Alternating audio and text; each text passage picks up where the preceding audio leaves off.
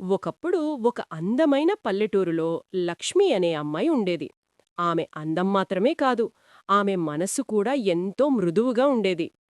పల్లెటూరు జీవితమంటే ఆమెకు చాలా ఇష్టం. నగరానికి వెళ్లే అవకాశాలు వచ్చినా తన గ్రామాన్నే ప్రేమించింది. లక్ష్మి చిన్నప్పటి నుంచే తన తండ్రితో కలిసి వ్యవసాయం చేసేది. పొలంలో పచ్చగా పెరిగే పంటలు ఆమెకు పిల్లల్లాంటివి. ఉదయం సూర్యోదయంతో లేచి నేలని తాకి నమస్కారం చేసేది. భూమాత, నన్ను పోషిస్తున్నావు అని ప్రేమగా చెప్పేది. గ్రామంలో చాలామంది అమ్మాయిలు చదువు పూర్తయ్యాక వేరే పనులు చూసేవారు. కానీ లక్ష్మీ మాత్రం వ్యవసాయంలో కొత్త పద్ధతులు నేర్చుకుని వాటిని తన పొలంలో ఉపయోగించింది. నీటి పొదుపు విధానాలు, సేంద్రియ ఎరువులు ఉపయోగించి మంచి పంట పండించింది. మొదట గ్రామస్తులు నవ్వారు. ఇది అమ్మాయిల పని కాదు అన్నారు.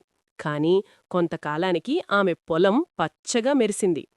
ఇతర రైతుల పొలాల్లో పంటలు బలహీనంగా ఉండగా లక్ష్మీ పొలం మాత్రం సంపదగా కనిపించింది. ఆమె విజయాన్ని చూసి గ్రామస్తులు ఆశ్చర్యపోయారు. లక్ష్మీ, నువ్వు ఎలా చేసేవు అని అడిగారు. ఆమె చిరునవ్వుతో, మన నేలను ప్రేమిస్తే అది మనల్ని తిరిగి ప్రేమిస్తుంది అంది. ఆమె కథ గ్రామంలోనే కాదు, దగ్గర ప్రాంతాల్లో కూడా ప్రసిద్ధి చెందింది.